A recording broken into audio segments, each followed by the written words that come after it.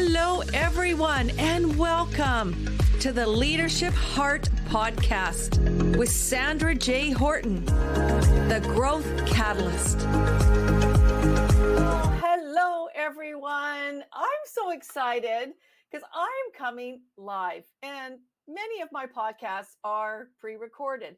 But today's guest is so much fun and such an inspiring woman that I had to make this a live event. But just do know that there will be a recording and it will be on the audio on all the podcast platforms. At the Leadership Heart Podcast, I pride myself on bringing amazing women and men to this podcast because it's about heart and it's about leadership. It's about learning about amazing journey. And this woman is truly an inspiration for me and for many people around the globe. I'm going to bring up my special guest, Cherie Mathews. Hello, Cherie.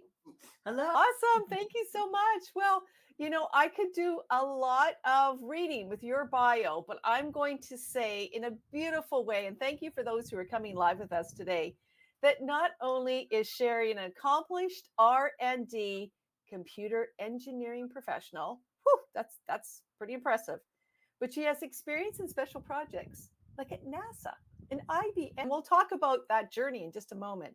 But importantly, what really touches my heart is the ability that you are an educator, you're an advocate for education. Let's dive into this, Cherie, a woman who really you were a trailblazer.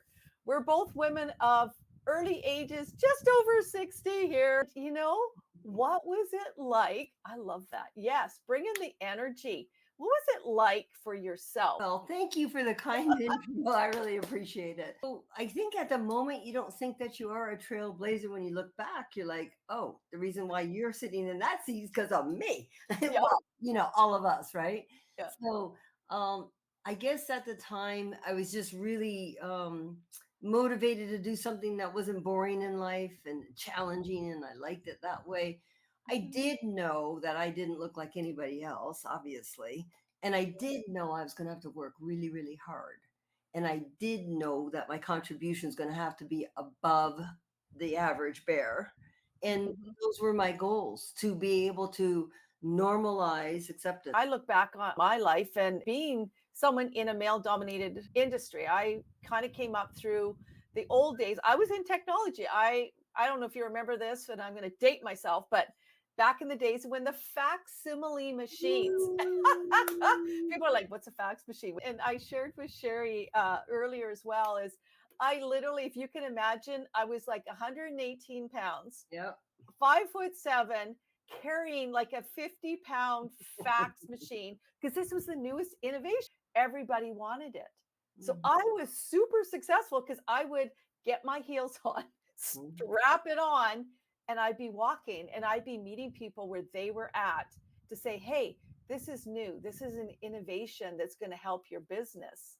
But at the same time, I also experienced, even though I was highly adept at working and getting to know people and in the sales kind of world, there was still this kind of barrier for a woman to overcome. Did you experience that in your world? For my older story, also in this amazing time frame, is I actually was there when there was vacuum tubes and mainframes. And so what we're talking on right now would take up like half of your house with mainframes. This is how we started. And then the rumor was someday it's going to be all on a thing that's going to sit on your lap called laptop. And everybody's like, no, that's voodoo. That will never happen. So I actually got to live through that generational growth. And I was actually the first reverse engineer for the 4 megabit chip, which I'll tell you a little bit later about. But 4 megabit, we were doing that for NASA. Get them up into space. Okay. Amazing. It was crazy. But as far as being accepted, I remember walking in. I was raised by my father, so the boy brain was really comfortable for me. Yep. So I actually could easily adapt that way because I understand when my dad wasn't in the mood to talk, we didn't talk. Or I got really good at talking at bullets and getting to the point. Because men's brains, certainly back then, don't want stories. No detail, no fluff. Yep. How do we get it done? Tell me now. Timeline. get it done. Yeah. And so like I'm comfortable with that.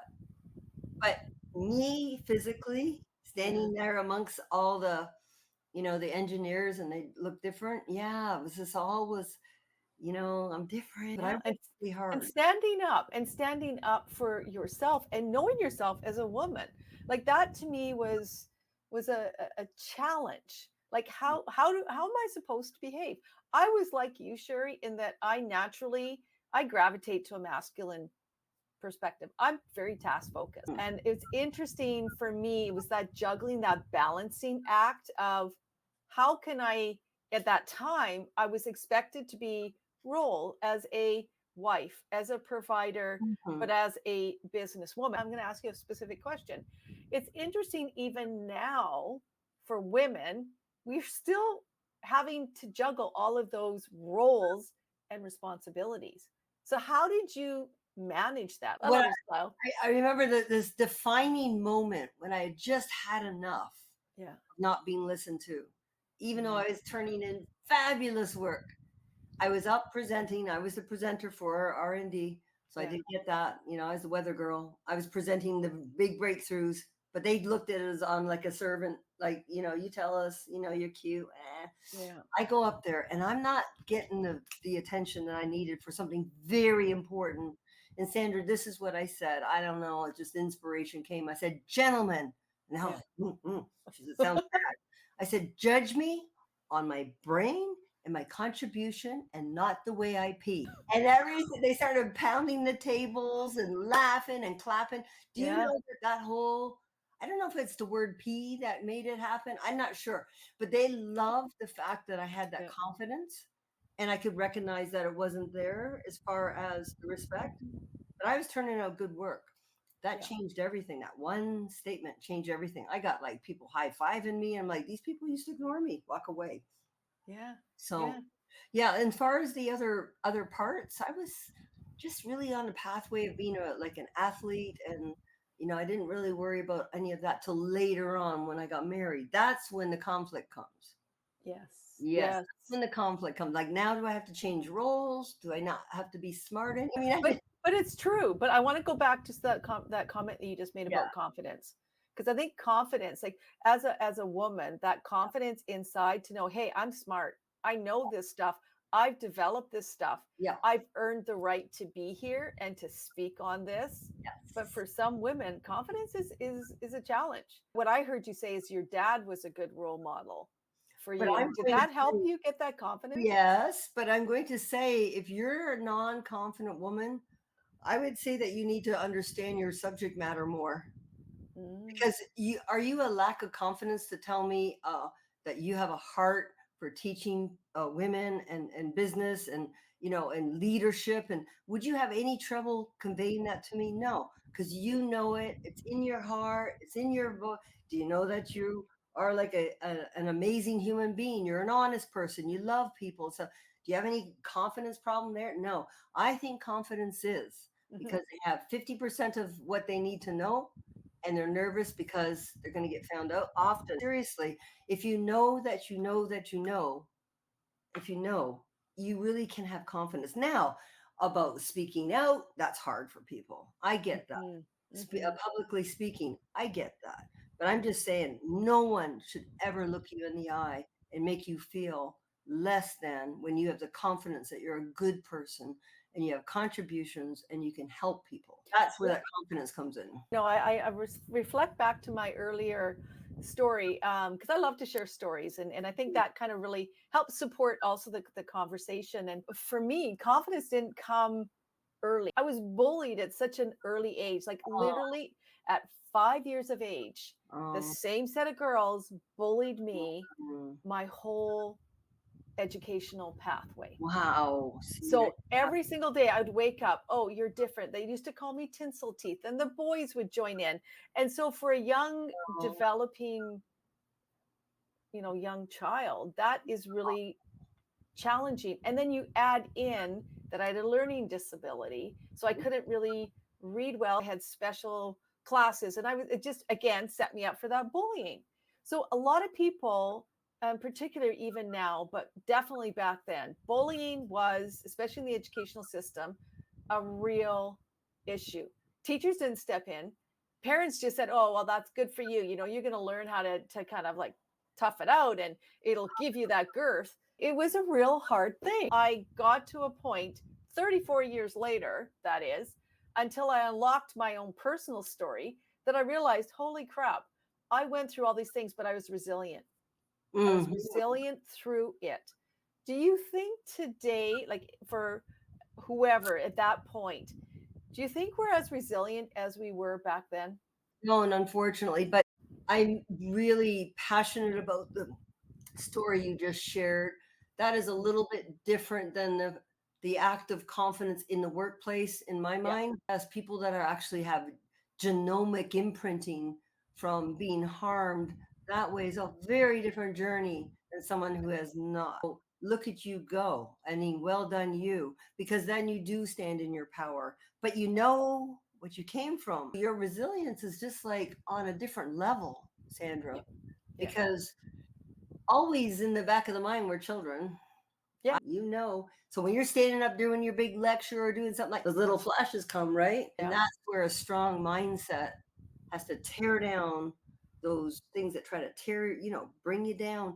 And then you stay firm, you stand in your power and you go. And that's obviously your story. So congratulations. Oh, well, thank you. And it's not so much about like me and my story. It's more about so many individuals, so many, and particularly for women. Like I really want to focus on women that as we've developed, as we've gone through these different journey stages, there's a lot of in the past that I think women today, like I look at my daughter, she's so strong. She's like, I want this. I expect this. She understands her values. She's got boundary setting. Good. Back then and there, I didn't see that I had that. I lived from an old fixed mindset. And I know that you are this amazing brain science, all this stuff. So I want to kind of shift a little bit because really, when we're awakened to our own personal story and realize I don't need to be that old limiting beliefs, I don't need to be that old younger version of myself. I can reprogram my mind to look at things differently. So as an innovator, as someone who actually, sees and develops like all the patents behind you, how have you found in your life, your lived experience, is there an innovator mindset? Is there a confident innovator mindset? Allowing yourself to have free thinking without coloring in the lines and not believing anything is impossible. So I think that my dad, I'm just going to give him creds for problem solving. That part of it was taught. I'm going to say nature, nurture, right? Yeah. I wasn't born that way, but I couldn't even go to school without fixing the sprinkler head if it wasn't working right.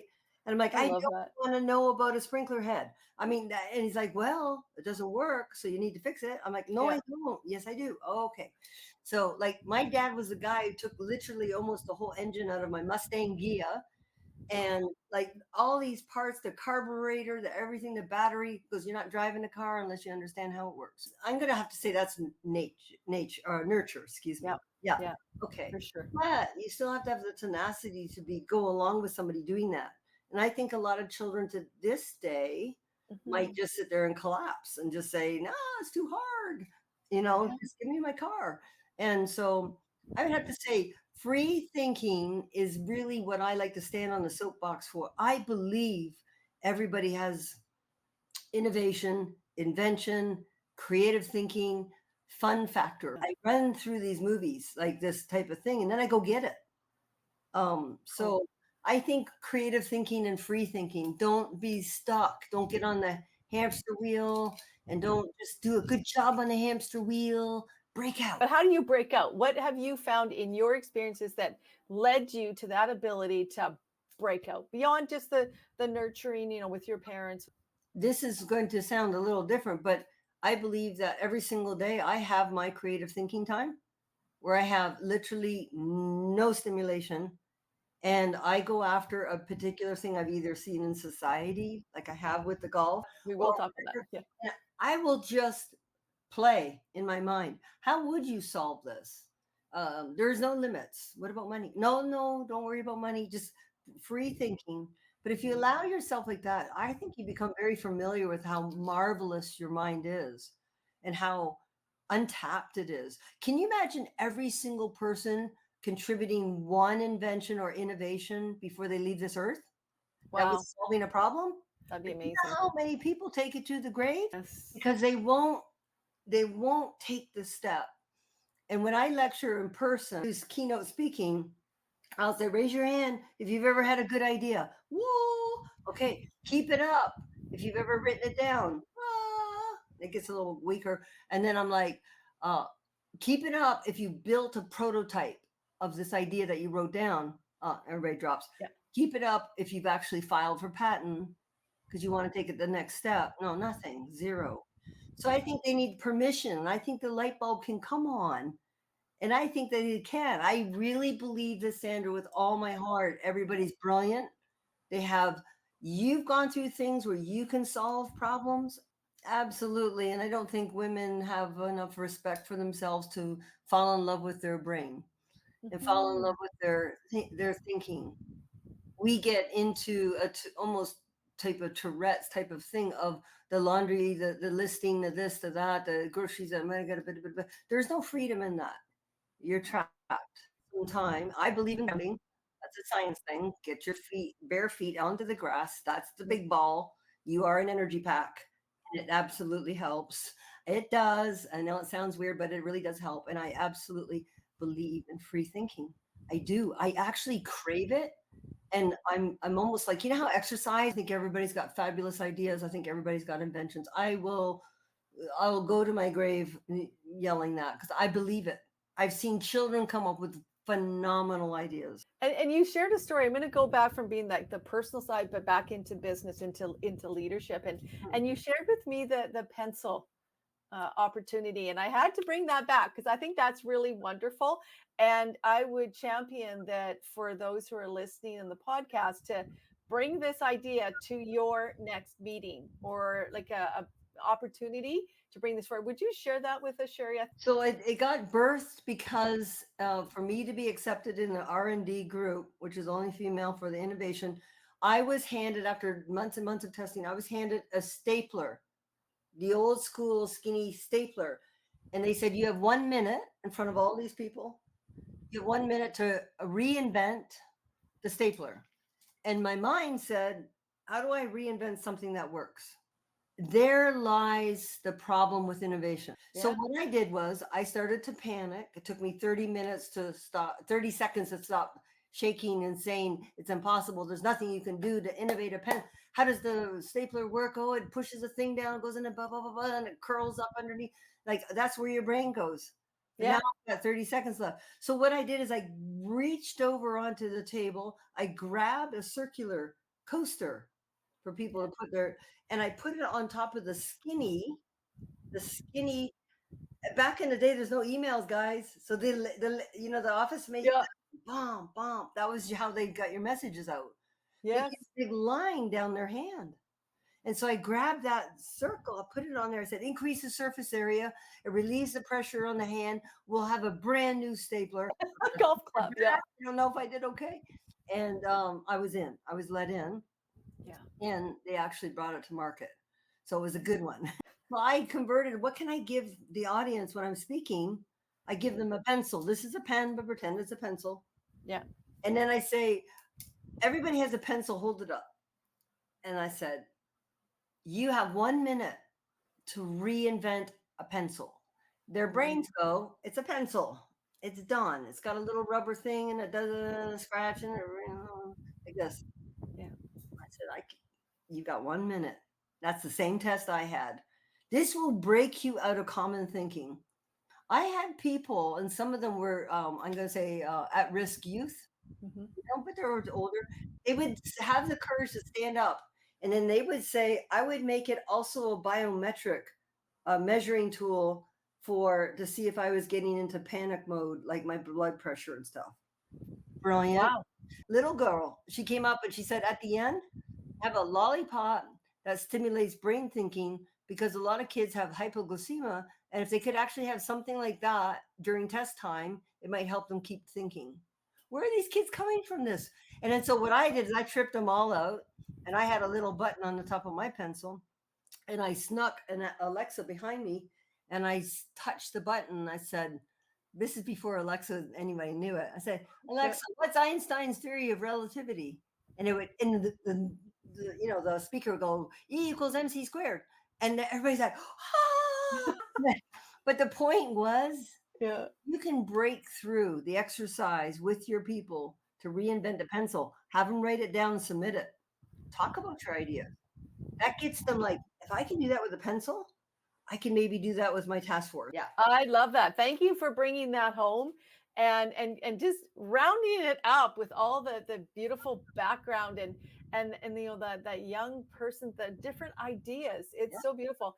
And you've always been ahead of the curve as I've learned now to know you, that you really are 10, 15, 20 years ahead of where that technology is moving. I love that. Thank you for bringing that home and just rounding it up with all the beautiful background and that young person, the different ideas. It's so beautiful. And you've always been ahead of the curve as I've learned now to know you, that you really are 10, 15, 20 years ahead of where that technology is moving. I will always love the picture that you sent me, and it's the swords and the warrior, the look when you experienced cancer. And many people face cancer, whatever it is that comes into your life. It's not always going to be easy, smooth sailing. And it was the decisions that you made in that moment of how you were going to approach it that made the difference. Can you share with my audience, what is it like to make that decision to be a warrior, to stand up and well, it doesn't come when you first hear the words, I'm sorry, but you have breast cancer. I'd be lying and not telling the truth. I fell down a black hole tunnel you've heard about. And you're grasping for the edges, and there's nothing there to stop your fall. Then your body starts going into shock. And I recognize all this, but I couldn't stop it. And I couldn't hear anymore. I don't know if you've ever had a bad reaction to a food or something, and all of a sudden you're like, your ears are starting to close up on you, and there's like this sound, like that's your body shutting down. Like, it's that bad. And even thinking in that paralyzing moment can actually make you very sick, maybe even sicker than with cancer. Seriously. You cannot let that fear grab your soul. I'm a woman of faith, and I tried to grab to the sides and I could not on my own. And then I just started like, oh, this is where God's going to have to step in here, because I've fallen into the abyss. I was really falling and then looking over, and I couldn't hear what the doctor was saying anymore. And I thought, oh, I got to be here for my husband. He must be terrified too. Through my prayer life, I said, I got two ways of doing this. You can curl up in a ball if you like it. That's the human part. Run as far as you can in fear. I can have all these negative thoughts, Sandra. Like, I'm going to tell you, the mind attack is more than the physical attack. You're not going to be here for your children. They're going to watch you crumble and die. I mean, it's unbelievable difficult like that, right? Or my other choices, to pick up my sword and start swinging even if I don't feel like it. And if I keep swinging, I might hit that dragon. Then I became stronger and stronger and stronger, because I was unwilling to go back to the fearful little scaredy cat. Like, 'cause it's scary. I'm not saying this, but that was my choice. And so for 14 years, I have been encouraging others to pick up their swords, even if they don't feel like it, because it can happen in anything in life. You can be in an accident. It doesn't matter what the trial is. It does matter how you handle it. Because mental wellness and strength and integrity, and know who you are, and know that you have it in you to fight, right? And not run scared. But guess what? You're giving someone else a roadmap, because they may not have had all your thoughts, but they're like, well, okay, maybe I'll pick up my sword. For 14 years, I've helped. Now, with a patented invention, I have 150,000 cancer patients. Wow. It's a lot. That's a lot of people. That's a lot. That's a stadium. Yeah. That's a beautiful gift. And it really resonates across all that we've been discussing is it's about a choice we make in how we choose to think and how we choose to feel. And perhaps for some people who are listening, they're like, yeah, but I don't know. But the thing is, we got to go within the self discovery to know ourselves. And you said it a number of times already, to know who you are.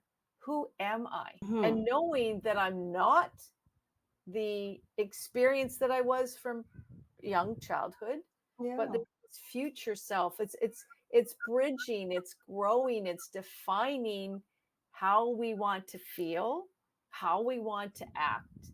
And I don't know if we spend enough time early on in life with our young kids and then bridging into, like, as you've gone through your cancer, you're a thriver now, you're sharing this, you've created a new thing that really helps women around the globe.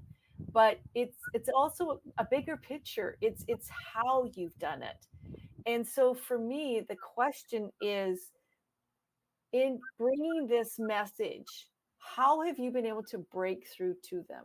What words or what ways have you been able to connect to them so they hear you, that they see you in, like, your warrior self? I'm trying to really frame that into the question, because I think for many it's like, yeah, I hear this, but how do I touch people when they're in that deep moment, that they're I've gone through this, I've experienced it.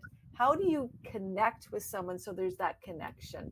How do you reach people? Does that make sense? No, completely, and I'll try to answer that. I first connect on the human point of view of, I know your heart is pounding out of your chest in fear. I have been there. That is the most important thing, is to connect with empathy. You don't just come out with a blaze and swinging and swords and it's all just, there you go. They take comfort that I'm still here. Yeah. And I'm giving counsel. But I don't allow them, honestly, for 14 years. I will get there. They connect. They say, oh, you do know what it's like. I said, yeah. And that is the last conversation we have about that wallowing stuff. Because I am more like a coach person. So I will then gently and with empathy, not mean, but just, let's talk about mindset. Do you know your mind can poison your cells? Do you know your mind, negative thinking can actually kill you?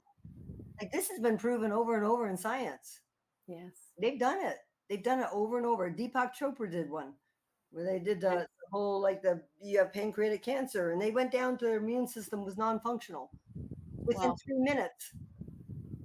So I believe that to safeguard your thinking is the most important platform to get people on. And so that's when I start. I identify, I have empathy. Now let's go up the ladder and get out of this mud hole. Everybody can handle it on their own. They don't have to have two swords. They may just have one. It's all good. But the warrior attitude towards anything that's bad in your life is a better decision than staying in the mud hole. Yes. And describing all the mud. But it's cold, but it's wet, but it's sticky, and I'm sinking. That's all true. When I say that, you can live two ways.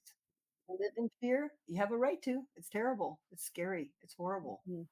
Or you can have a positive attitude, positive mindset, and you'll have a better chance at slaying the dragon. I really believe that. Mm-hmm. I have seen people stage 4. I have a friend that's 37 years or something, a world longest living stage 4 inflammatory breast cancer. I'm like, Marianne Heller is her name. How did you do that? Yeah. I'm solid. She's like 80 something now. She goes, I'm solid in my mind. Yes, Love ma'am, it. you are. Yes, ma'am. Sometimes it's bad. Cancer is yucky. But I'm just saying that is helpful. So even if they're X amount of days, they're in a joyful state of trying. It brings us back, doesn't it, about when we first started, the importance of joy and being open and looking, and we do know that if we're always communicating to ourselves in the subconscious way, which perhaps may be negative, we're going to do what? We're a radio. We and are. That's where some people will refer to as the secret. The big secret is, as a man thinketh, so is he. But if you dial into the frequency of negative, black cloud, pig pen, with all the muck around you all the time, I love you that. you actually will only see through the eyes of the big black cloud. Yeah. And if you fight, guys, if you get through the fog, I'm not saying it's easy. I'm not saying, oh, just do it. It takes practice. When you get there, you're like, aha, you're standing on the top of the mountain now with your hands on your hip and say, you do not possess me. You will not control me. Yes. You're the boss of your own mind. You're the boss of your brain. And this leads us into the advocacy work that you've been doing, and all these lessons, all of this work is helping shape, reframe, repattern, really giving people hope that, you know what, you can do things differently, because you can. It's a choice. So that's first, as I've heard, begin with the positive, look and really become mindful of the language that you're using, look for the positive, the gratitude, the joy, each and every day. Allow yourself that self time to allow your brain to have this creative, this free will to explore. You just don't know what's going to happen. I just want to talk about the amazing work that you've done with the inner city children, and using golf as the conduit. As someone who grew up golfing, we shared this a little bit earlier. My first email is truegolfergirl@hotmail.com. I love it. And I see the value of what golf can do, but for some, they can go, well, why golf? Thank you. And this is very near and dear to my heart. And so why golf? Okay, basketball, you go down, you're playing, you're going up for a layup, you grab the guy's hand, you pull him down, right? And you get a foul put on you. But guess what? Your coach says try to do it without getting caught. It actually teaches you how to do something wrong and not get caught. True. Ball, same thing. Everything's the same thing except for golf. So in golf, if you mess up and you're in the woods and nobody can see you and you touch that ball, you got to come out and say, that took me 2 shots to get out. It's a self-governing sport. So let's just say it's a sport. It's just a fun sport. So with the First Teen National School Program, what we did was we started with 48 students because of birth of one question. My best friend came to me and said, what do you think we should do about it? And I said, I just think we need to bring golf in a more friendly way to all children. They can get college scholarships. It's a weird sport.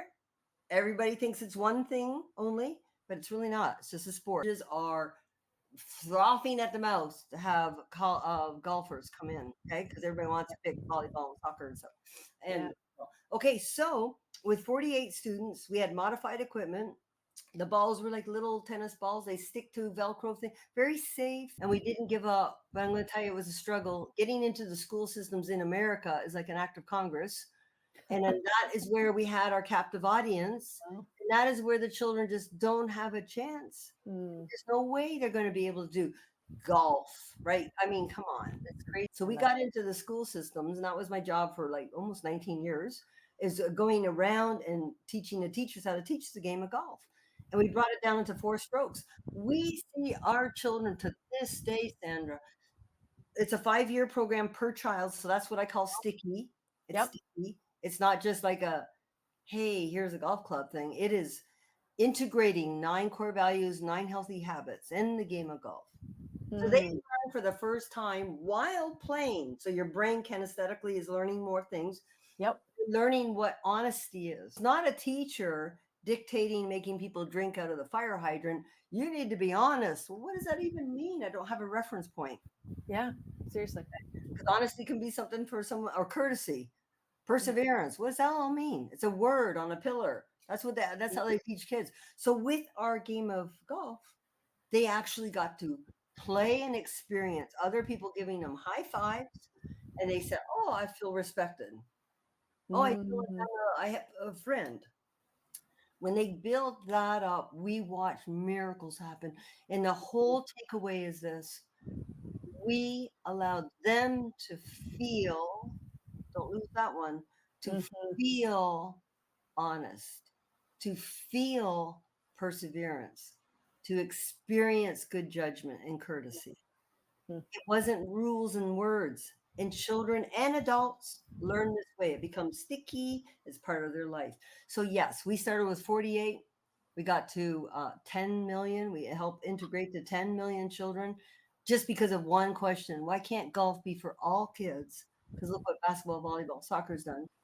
And the big sticky part of this message is How did it make them feel? Mhm. More rules, a checklist, a pillar with a word on it. I hope that's what you can grab from this. I would like to first tell you that our children are in dire need of to experience empathy. I hope that message goes everywhere. They've actually done brain studies, and the children are so programmed with their little dopamine hits that they don't understand what really tragedy is or something bad or sad. So, what empathy means to me is I'm able to take this happy soul that's been somewhat successful and stuff like that, and then go right next to a friend in need and Mm. hurt like them and figure out how can I help. I don't do it casually. I do it with all my soul. And so Wow. the empathy for me is to actually feel and give them hope after you've identified with empathy of a different way of thinking if possible, because sometimes some things are really tough. Yeah, that is so beautiful. It touches my heart. I really truly offer up to the, to the listeners to take that to heart. Like genuinely allow that, bring that in, take time after to just reflect. How is it? I call it actually in the book that I wrote with Dr. Sujata Eyes, we call it the empathy ethic. And we need that not only with our kids, but also in our work worlds, in our leadership, and meeting people where they're at and truly having empathy. And I think this is for us as conscious leaders today, one of the most important aspects. And it's being demanded. It's being demanded by the different generations in the workforce, because we've seen it, they're going to quiet quit or they're going to loud quit. And they're like, no, if you're not showing me that you care and to build that connection, my heart to you, to genuinely care about me. That's the secret. You've got it. If you can be that kind of empathetic leader, not a sucky leader, a strong leader that connects with their people and understand that everybody responds to love. You will never fail if you administer a loving branch to help someone out. Not be sucky, not let them get away with being late at work. No, none of that. But when they truly need your moments, just like a child, you've seen all those kids where they're trying to get mommy's attention, and the mom's like, da, da, da, da, da, da, and the I know, I've seen it. I know. face turns gray. Their face turns gray versus the thing is down, and I'm looking at the child, and I'm laughing and engaging. You are building that child. Guess what? A leader has to be that same person. Your contribution in this meeting matters because we're going to take it to the next level. It's a brilliant contribution. Thank you. Guess what? They're going to work so hard for you because you treat them like a human being. For me personally, what I always take away is how can I add more value from this moment? What is that connection that I can bring to someone else in that moment? In kind of our closing remarks, is there, in all your beautiful journey and all the wonderful work that you continue to do to serve, to help others, a woman of faith, is there any parting thoughts or areas about the connection that you want to share about the heart, your leadership, anything that we share? I would like to share something. Everything that you said, I reverse engineer everything. That's where my brain is wired. And people want the hack. They want it simple that they can take away and remember. And this is my answer. Love. And I don't mean that in fluff.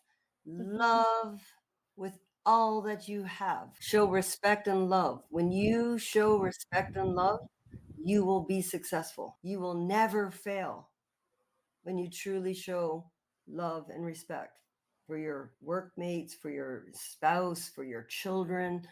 So love is my last word with you. Oh, I love that. And how can people learn more about you and all your wonderful work? And I'm going to just write this, the Healing in Comfort. Yeah, it's just heal, HEAL, Yep. IN, comfort, COMFORT. It's a pretty cool story. It's done a lot of things, but you can find me on X, or you can find me on same name, Heal and Comfort, or you can find me on LinkedIn, which is something I prefer. And I want to make sure, though, that before we end, that we do have time to talk about your Heal and Comfort, because I think it is really important, and it kind of loops back to the beginning of our conversation about innovation and about being the change and bringing the change forward, not just sitting back comfortably, but you're still creating a lot of change out there. So please share, take a few minutes. I love for you to share a little bit about that you would feel, should be said, because I feel a calling for that. Being diagnosed with breast cancer, long story short, I had a double mastectomy.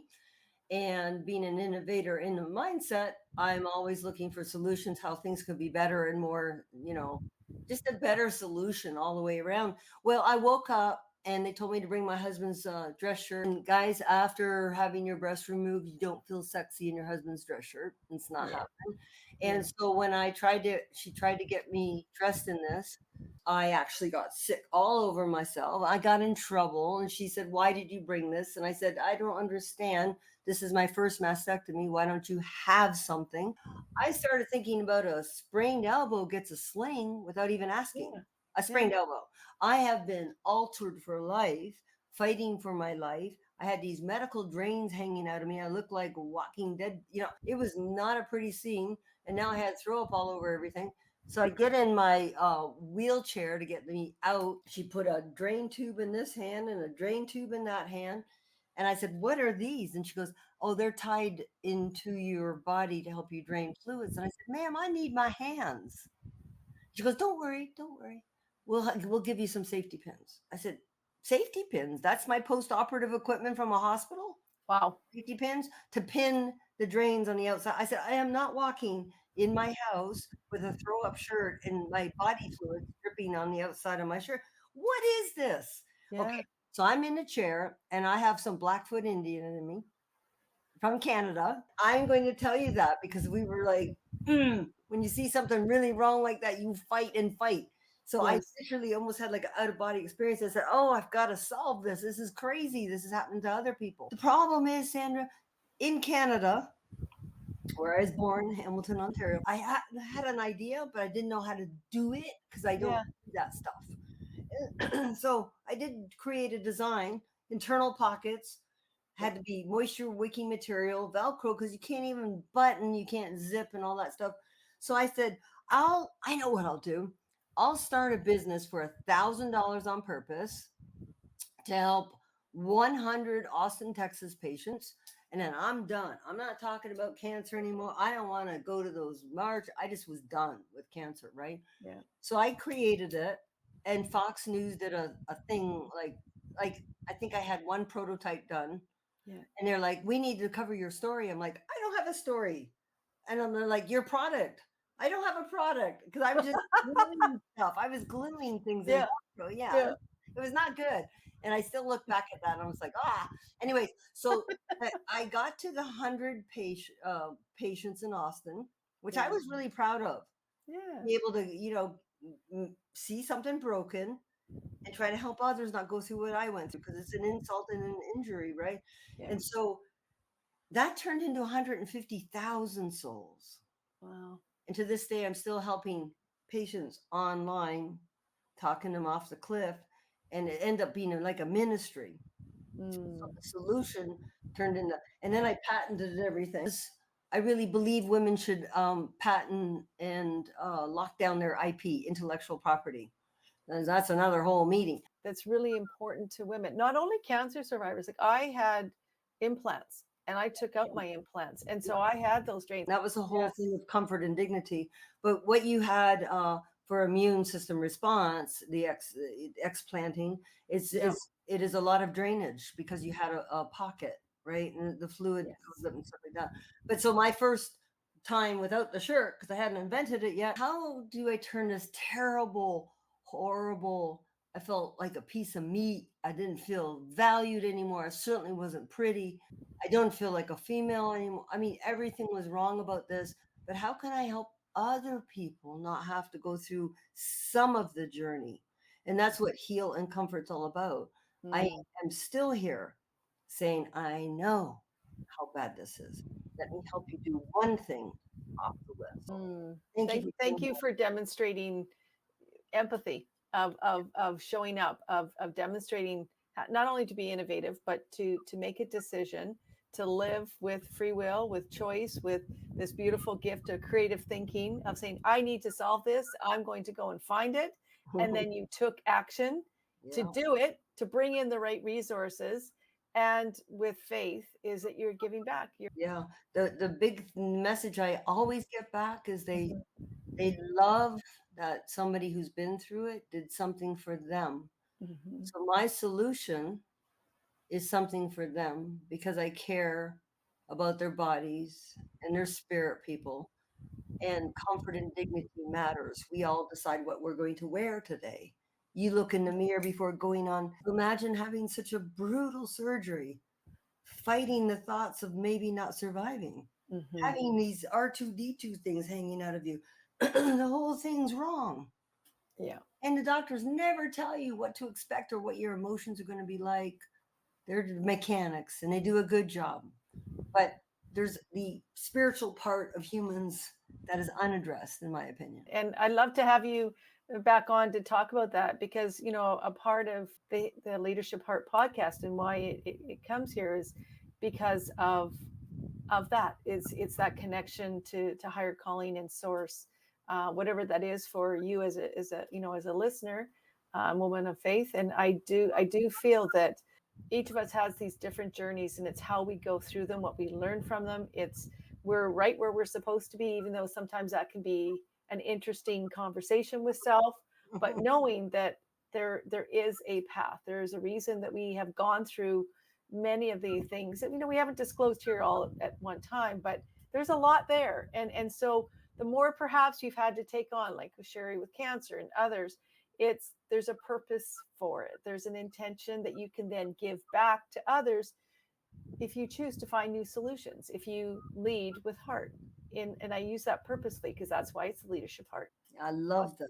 Absolutely. Yeah. That's really what you are. I have just fallen in love with you. We had so much fun last night. But Sandra, you have a very mature soul, in my opinion, and you have a heart as deep as the ocean. And I am overjoyed to be with you. I'm super happy we got to connect.